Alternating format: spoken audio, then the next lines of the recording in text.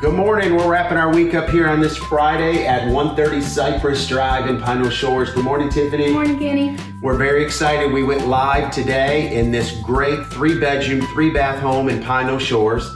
It has so much to offer. The HOA for $150 a year gives you access to private sound and oceanfront parking at one of the private beach parking. So what other features can you tell us about this house? I've got a first floor master, some great outdoor porches and enclosed areas. It's a great wooded corner, wooded lot, and an outdoor shower.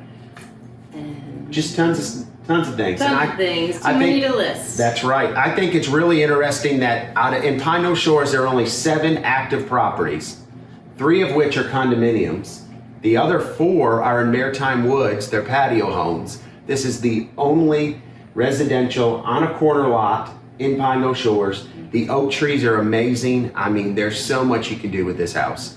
And tomorrow, what are we doing tomorrow? I'll be here tomorrow at an open house from 10 to noon, so please come and see me. I'd love to help you look at the house and let's write up an offer. Absolutely. So join Tiffany tomorrow from 10 to 12, and we will see you next week, guys. Have a great weekend. Bye.